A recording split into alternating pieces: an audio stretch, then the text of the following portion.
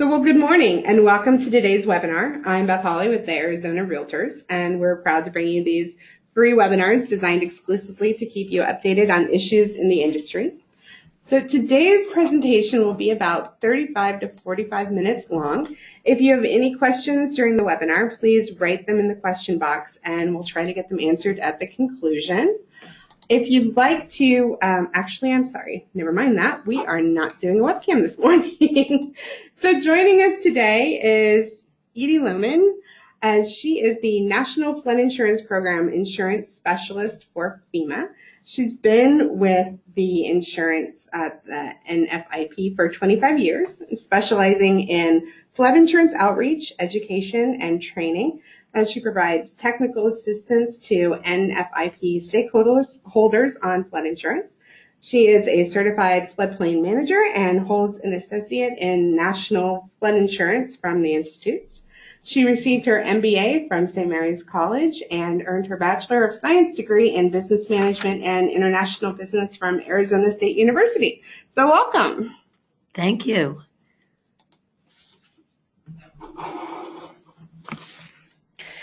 Well, good morning, everyone, and thank you for joining us. I want to thank Beth for hosting the webinar this morning. It's always a pleasure to come visit with the Realtors here in Arizona, and I'm always thrilled to be in Arizona. It's one of my favorite states of all. Of course, I'm an ASU alumni, so that would explain that. I apologize for my voice this morning. I somehow managed to catch a cold in the warmth of Arizona, so I don't know how that works, but that's what happens. So bear with me here while we go to the next slide. There we go. Okay, so we have a packed agenda for you this morning, but nothing too overwhelming. Although I'm open to all questions and comments while I'm here about the National Flood Insurance Program. And I just really want to make sure that you know where to go and who to contact if you have a question about the National Flood Insurance Program. That's really important to me. I'm the National Flood Insurance Program Insurance Specialist for all of Arizona, California, California, Nevada, Hawaii, and the Pacific Trust Territories. So I'm kind of the go-to resource for the realtors in all of those states, and we have a lot of other websites and locations and telephone numbers that you can tap into as well, which is something that I want to present to you today. So just as a little bit of a background, I wanted to give you some fast facts about the National Flood Insurance Program. Many of you have probably attended classes that I've taught, or I was here at the association doing a webinar about 2 years ago. So if you were, bear with me, but we have a few updates and just kind of keep everybody on the same playing field. A lot of people think, of course, Arizona, the desert, it never floods here because it never rains here. Well, here's the problem. It is a desert, and when it does rain, it does flood. And so we see some of our most severe flooding in the desert climates when it does rain. So we've had actually 20 federally declared disasters, flood disasters, since 1978. 17 of those, 17 floods since 1978, 2 major wildfires, and 1 freeze. So overwhelmingly, the federally declared events that we have had in Arizona since 1978 have been flood related, which is, by the way, what we find common across the country.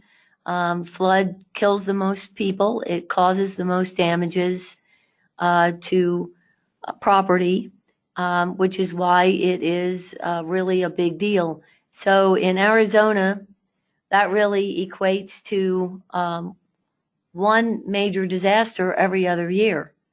So it's important that we let people know what the flood risk is, and Arizona in particular has, because it's a desert climate, I find that there's an influx of, and I'm preaching to the choir here, snowbirds and property owners that are out of state that come here and may not realize or recognize that there is very much a flooding risk here in the desert. And this picture that's in front of you on the slide is from a 2014 flood in Mesa.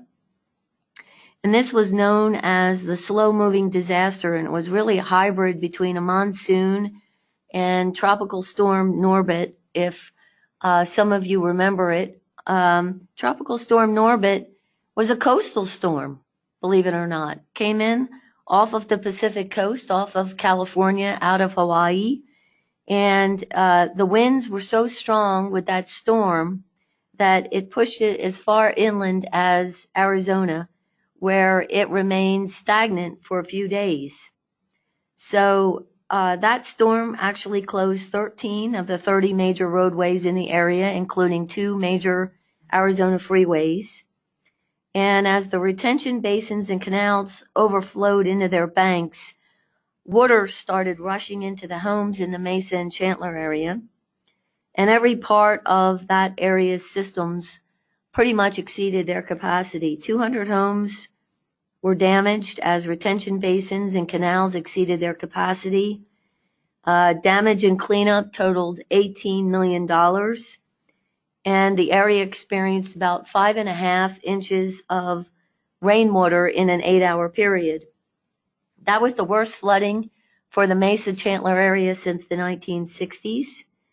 And it holds the second place position for the highest rainfall in a 24-hour period at 4.98 inches of rain, dating back to July 2nd of 1911. So you can see that when it does flood here, it really, really has an impact. And as I mentioned,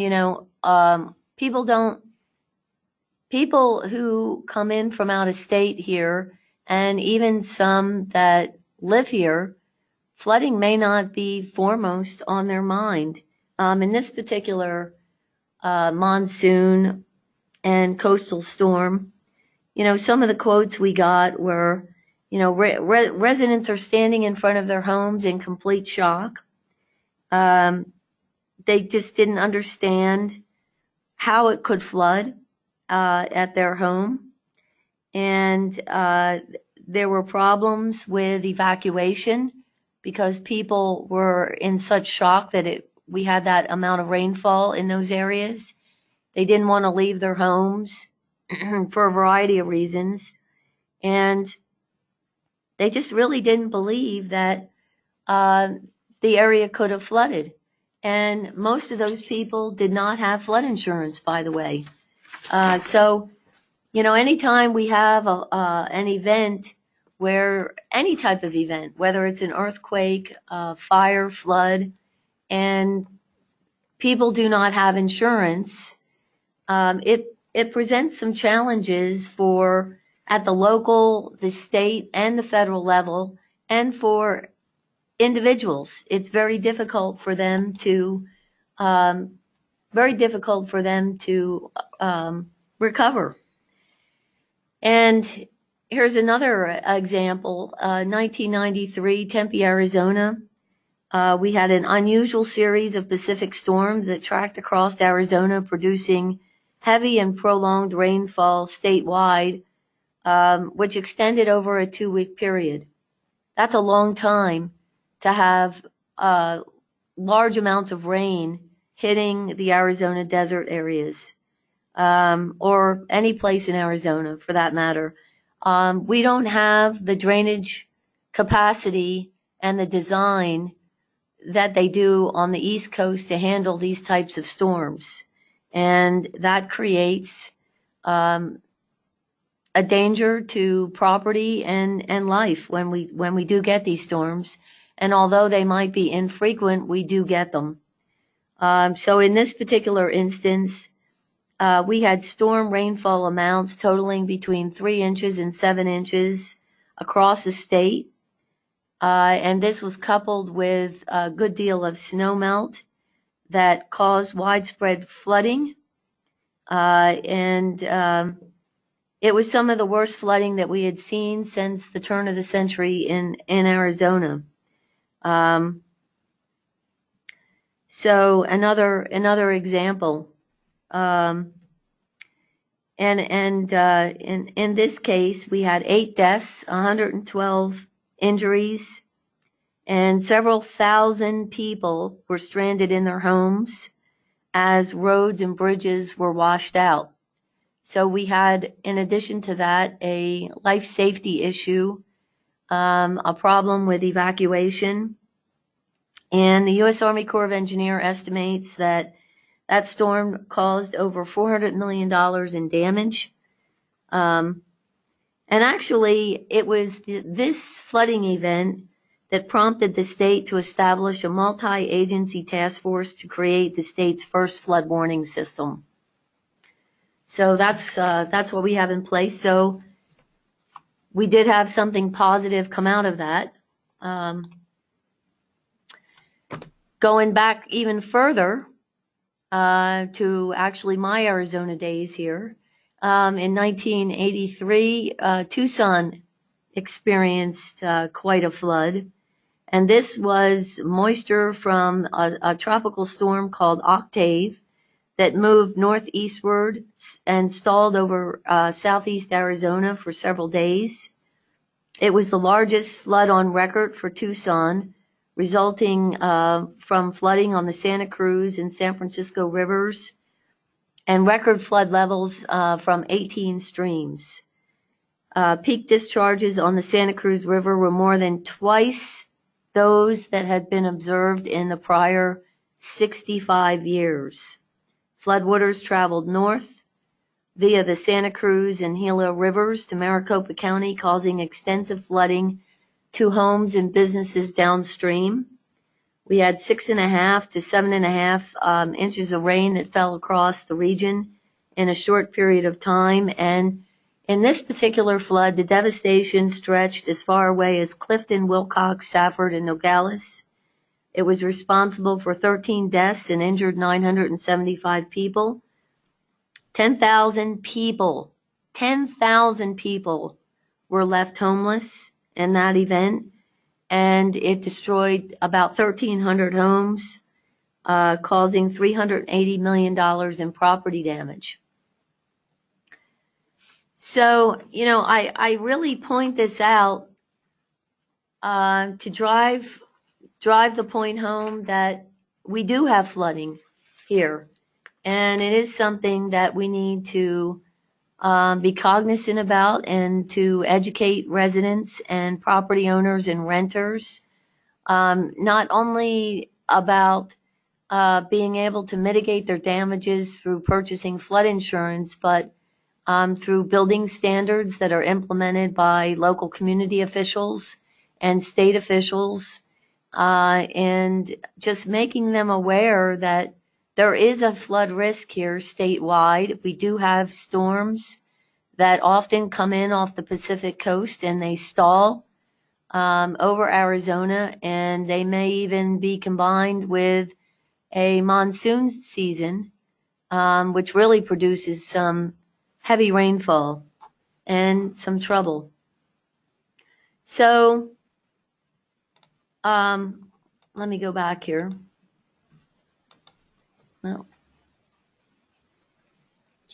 let's go back one slide.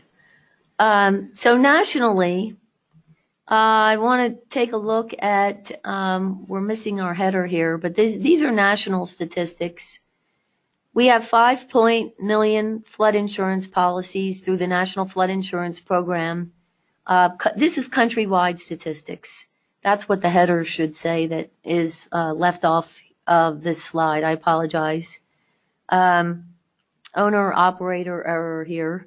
1.2 trillion in insurance coverage. We have 22,000 participating communities. So most communities across the United States are participating in the National Flood Insurance Program. I think the bigger question is, why do we only have 5 million policies nationwide when we know we have an inventory of buildings far greater than that nationally? And that can be from a variety of reasons. A lot of people think that flooding is going to be covered under their standard homeowners or business owner policy. Some commercial policies do cover flooding, but most do not. And homeowner policies definitely do not cover the risk of flooding. If people want coverage for flood risk, then they need to purchase a separate policy. Certainly the National Flood Insurance Program is not the only game in town right now or anymore. It used to be. Now we are seeing emergence of private flood. And from the FEMA perspective, we are happy if they understand their flood risk and do something to mitigate their risk with respect to the way their structure is built, or mitigation in the form of purchasing insurance to cover a flood loss. Because we know that people who have insurance for whatever the event is, fire, flood, earthquake, whatever it is, we know that they recover much more quickly. So going over to the statistics on the right side of the slide, the average coverage is $262,035, which that includes commercial and residential.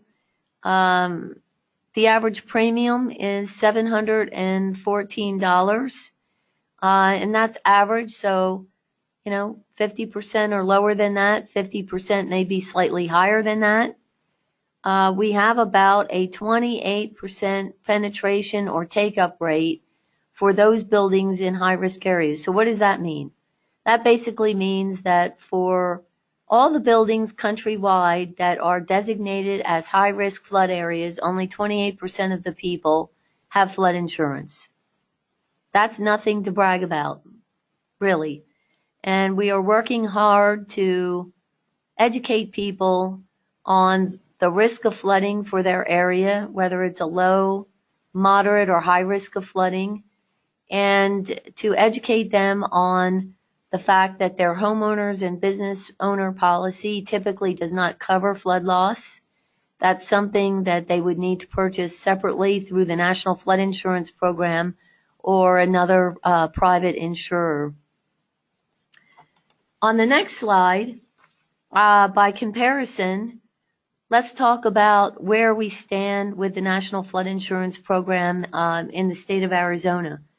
So in the state of Arizona, we have about 31,131 policies, NFIP policies.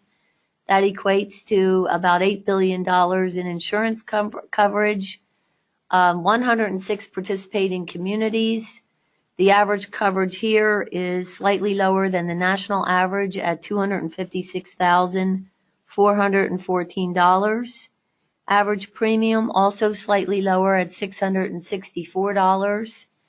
The penetration rate for NFIP flood insurance in high-risk areas in the state is about 13%. So we could definitely work on that. The only community that is not participating in the state of Arizona is the city of San Luis, Arizona, which is in Yuma County, for those of you that are not familiar with that. And the Colorado River Indian Tribe, also not participating at the moment in the National Flood Insurance Program. So that kind of gives you a few fast facts and comparisons. So from that, I want to spend a few minutes and talk about, what's new with the National Flood Insurance Program. I'm sure you guys have a fair amount of experience with the NFIP, as we call it, because you're out on the front lines, and flood insurance is something that you're dealing with every day, because, of course, any building that's located in a high-risk area or what we call a special flood hazard area, if they have a federally backed loan of any kind, under the federal law, the lender has to mandate that they have flood insurance. So I know that the realtors run across this quite frequently. We do have a lot of high risk or special flood hazard areas in Arizona where properties are exchanging hands all the time. So I wanted to, though, talk about how we're trying to make the National Flood Insurance Program easier for our stakeholders, which is all of you, and our consumers, which is the general public. It's those people who are purchasing flood insurance to mitigate their potential flood loss. So real quickly, as part of FEMA's 5-year strategic plan, which was released in 2018 and it goes to 2020, one of the things that was music to my ears is the objective that, well, the goal is to build a culture of preparedness under the general umbrella. That makes sense. That's what FEMA does. We're in the business of response and recovery and preparation. So it would be normal that we would want to build a culture of preparedness to get people, help people prepare for disasters of all kinds, which actually, in the heart of it, one of the objectives is to close the insurance gap. Nationwide insurance estimates that approximately 2 out of 3 homes in America are actually underinsured by as much as 22 to 60% or more. So they have insurance, they just don't have enough to recover from some type of disaster, whether it's flooding, fire, earthquake. And Swiss Reinsurance says the U.S. has the largest protection gap among countries globally. That statement knocked me off my feet because that really surprised me, that we have among the lowest protection of all countries globally. The annual expected uninsured losses from earthquake, flood, and wind damage in the U.S. totals more than $55 billion annually. In 2017, Clear Insurance survey said 90% of their participants were concerned about a natural disaster hitting their area, so they recognized that there was that potential, yet only 65% of the participants felt like they had sufficient coverage. So while they knew that there was the potential for a disaster where they live, only 65% of them had actually really acted on it. Between 2008 and 2017, Pew Charitable Trust estimates that 73% of the natural disasters countrywide were flood-related. Well, that's not anything new to FEMA. We know that, we see that, we work that every single day in every state. That's just definitely our experience, and flooding is unfortunately one of those perils that people tend to say, well, it's never going to happen to me. So at the heart of the National Flood Insurance Program, we are making a transformation to be committed to really educate people on closing that insurance gap, and specifically for flooding, since that seems to be the one that lags behind. People tend to have fire coverage, but not flood coverage, and maybe not earthquake coverage. So in the National Flood Insurance Program, what are we doing to improve that? So there's a couple of things that I'll talk about on this slide. First and foremost, we want to focus on the customer. We want to focus on the property owners and the renters, and we want to educate them so that they understand what flood risk is, and then drill down so that they understand what their flood risk is where they live. So we have a pretty robust outreach and education plan that we have launched to try and make it easier for people to understand what their flood risk is, which gets into our risk map recalibration, which really is a big term for meaning that simplify the flood mapping. Simplify it so that it's in plain English, that people can look at a digital map online, press a button, put their property address in, and see what their flood risk is and understand it. I'm not so sure that they can do that today. Some can, some can't. It's kind of all over the board, but we have to make it more simple. Same thing with the rating. If we want insurance agents to encourage people to purchase more flood insurance, we have to make the rating less complex. We are in the process of bringing, we are recalibrating our rating system to make it more simple, automated, and online. So one thing that you're going to hear about that I definitely wanted to mention here, it was announced on Monday publicly that the National Flood Insurance Program is introducing something called Risk Rating 2.0. Risk Rating 2.0 is basically, in a nutshell, modernization of the way we rate structures. Because one of the things that we've heard is it's too hard, it's too complicated. For those of you that have worked with the NFIP, you know what an elevation certificate is. Why do I need one? How do I get one? Why does it cost so much money? So we're working on making all those things simple and making it so that property owners, realtors, insurance agents can use an online rating engine, and they can go in without an elevation certificate, and they can see what the premium would be for a specific property that they might be interested in buying. So I'm very excited about that.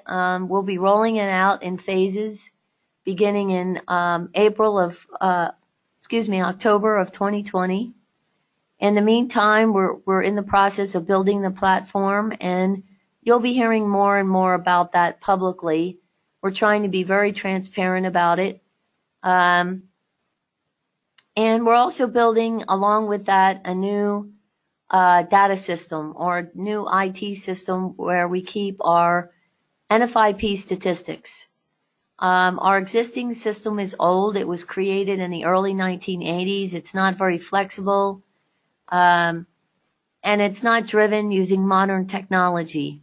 So we're updating that system of record to make it easier for communities and the states and our stakeholders and other partners to see where we need to do some education, outreach, and mitigation projects. And we are working with the mitigation division at FEMA to get money out to people quicker to do mitigation, to get them out of harm's way. And this really is all to achieve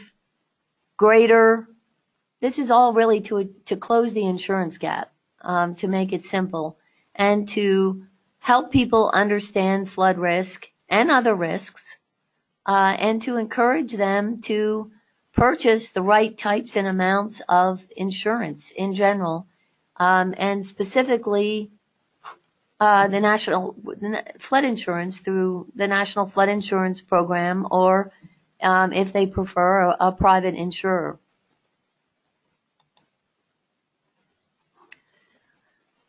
So the National Flood Insurance Program, as I'm sure most of you know, has had some affordability issues, both with how do I afford flood insurance, as well as the financial soundness of the NFIP program. The way the program is structured is that we have borrowing authority from Congress, and we have been flying upside down from a financial soundness standpoint since Hurricane Katrina in 2005. This program was never designed to handle the number and the catastrophic number of storms that we have seen since 2005, which are predicted to get more frequent going forward. So we need to look at the financial soundness of the program and the affordability, which is a fine balance. It needs to be affordable. It needs to be an affordable product that people can purchase, and it needs to be a valued product that they understand and they find that has value in the purchase. And yet we still need to be able to operate in a sound financial framework. So those are the challenges of the National Flood Insurance Program. We've seen the emergence of private industry, as I've mentioned, private insurance in across the nation actually, but selectively, because they're still testing catastrophic models for flooding at this point. And it's still a very risky business for them to be in. And so they are coming into it very lightly. Nonetheless, they are a partner of ours in the program. So all of this, as many of you or most of you know, the National Flood Insurance Program is really how we operate is through congressional authorization. The program has to be authorized by Congress about every 5 years. We are operating under an extension at the present time. That extension expires May 31st this year. We are, and when I say we, I mean FEMA and the NFIP, are working with Congress to provide them with information on feedback about how to improve the program, how to encourage more insurance coverage, and outreach, education, and making it more simple. So we'll see what happens when May 31st rolls around. If Congress, we think that we are so close to May 31st at this point that there will be another extension of the program rather than any type of reforms introduced. But we'll see. We'll see what happens. So now I want to just very quickly provide you with some National Flood Insurance Program key resources. A lot of you may already know that these are out there, but for those that don't, might be something beneficial. The NFIP, we have an NFIP homepage. That's the page that you see in front of you. We actually have a section there for property owners, community officials, realtors, insurance agents. This is where we house a lot of good data on the National Flood Insurance Program. Anything and everything you ever wanted to know about flood insurance, you can link to through the NFIP homepage, including the MAP Service Center. We have a new FloodSmart website. Some of you probably remember our old FloodSmart website. This website was completely redone about 2 years ago, it was introduced, and we're still working on it. So if you use the site regularly, check back frequently for updates. We hope that this is going to be really useful for people, for all our stakeholders going forward. The Map Service Center, that's short for MSC. It's fabulous compared to what it used to be 10 years ago. You can go into the Map Service Center, you can type in the property address, and it will bring up the actual map panel that you can zoom into where the property is located. You can see what the flood risk is by zooming in and out. You can see what the flood risk is nearby. You can also get on the Map Service Center now, and you can take a look at what map changes are coming up for the state of Arizona. So it's pretty nifty. You can look at the flood insurance study for any of the mapping that took place in the state of Arizona. We have the National Flood Hazard Layer on there now, which means that we have parcel data that overlays the FEMA flood maps.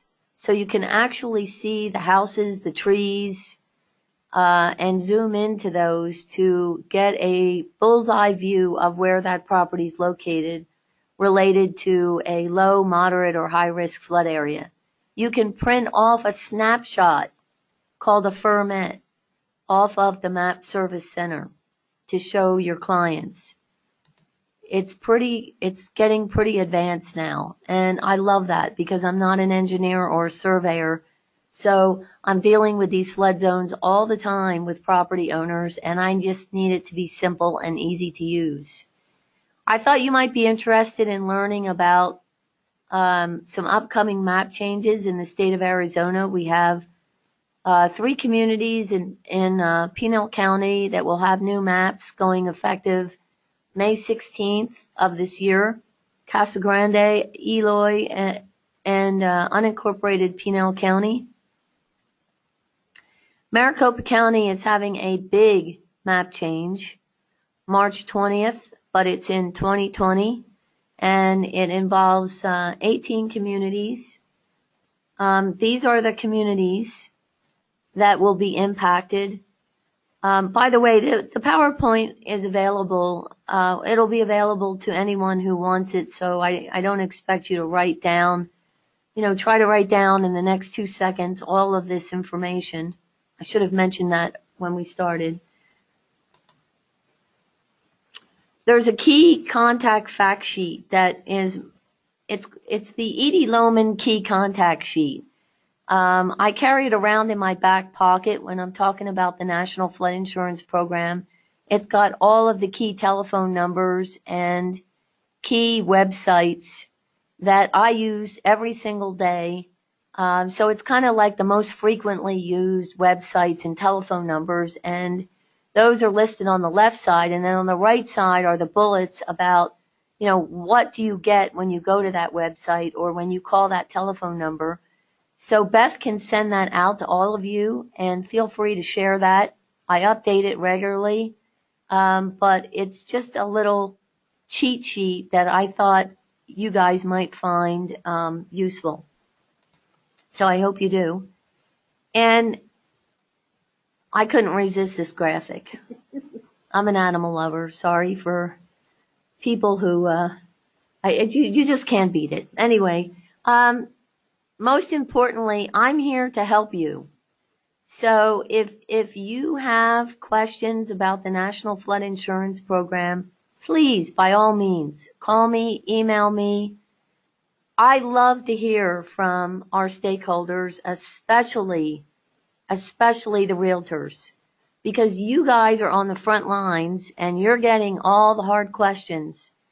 I go back to Washington, D.C., and I often work with FEMA on special projects and things like the NFIP Transformation, the Risk Rating 2.0, the Map Service Center, policy forms, all the updating projects that need to be done. So when you guys call and say, hey, you know what? This is too hard. Why do you do it this way? Why don't you do it another way? Here's a suggestion.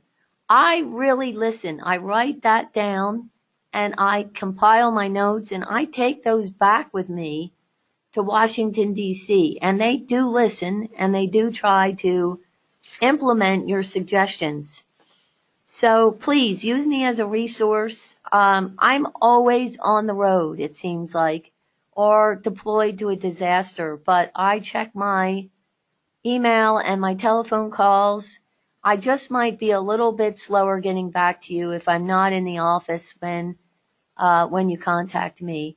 But with that, I'm going to close the session and open it up for any questions you might have. And I just want to say thank you so much. I know your time is really, really valuable, and you have a lot of things you could be doing instead of listening to me today. So for that, I want to say thank you so much. Well, thank you, Edie. So if you have any questions at all, just write them in the question box. And there's a slight delay, so we'll give them a couple of minutes.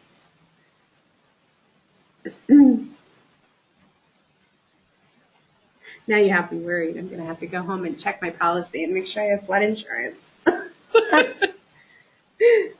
Yeah, you know, we have a preferred risk policy that we offer specifically for people that are in the low to moderate risk flood zones, and it's called the preferred risk policy.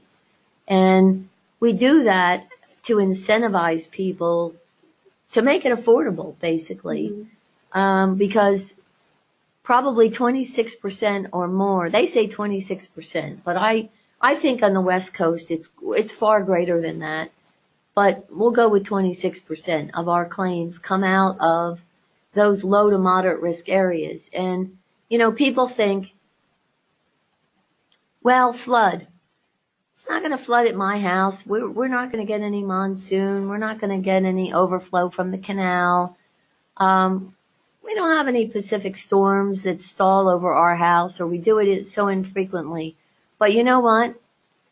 The flood insurance, by definition, is designed to cover a situation where if the floodwater is displaced over 2 acres or 2 properties, we cover it, but your homeowners or your business policy won't. And when I say 2 acres, we know what that is. Visually, people know what that is. But 2 properties can be your sidewalk in front of your house and your house, or the street in front of your house and your house. And if you have flood insurance and you have a problem, we would cover it. And people say, well, wait a minute, I didn't think about that.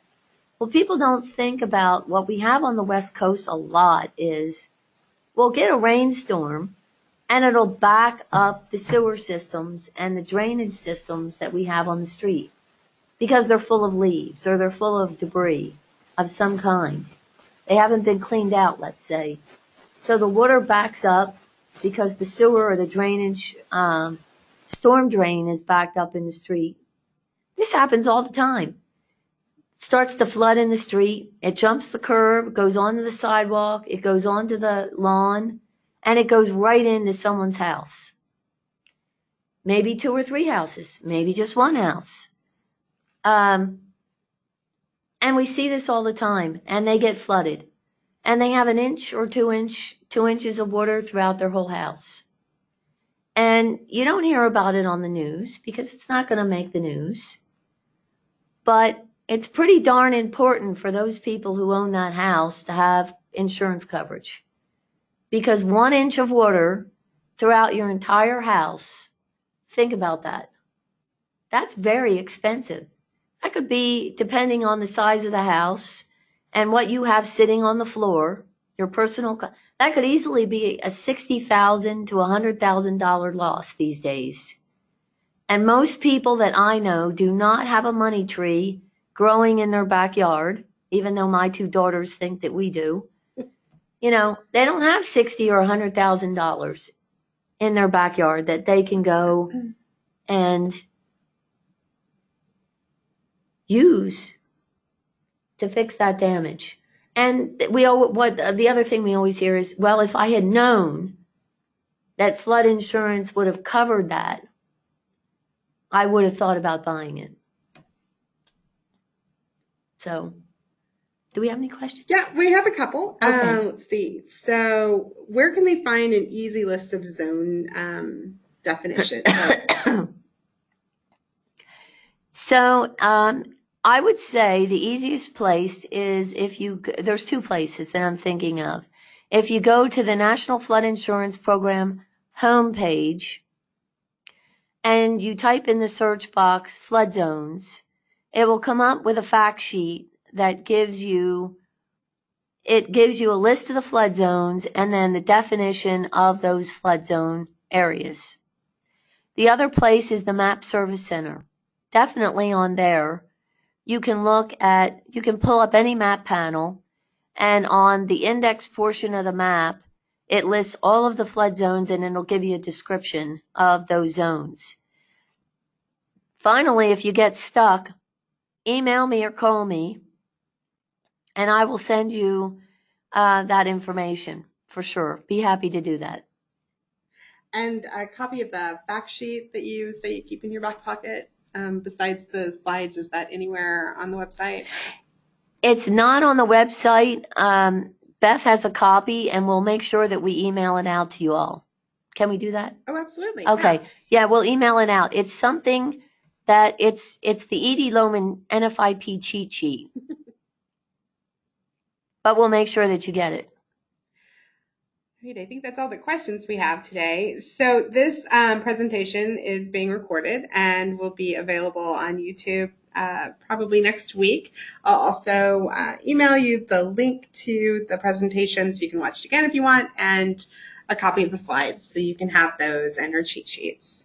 So I wanted to thank everybody for joining us, and for Edie for being here. Thank you so much. Our next webinar will be Airbnb and VRBO in an HOA world on April 10th. And don't forget about the convention next week here in Scottsdale. We hope to see you there, and have a great day. So thank you so much.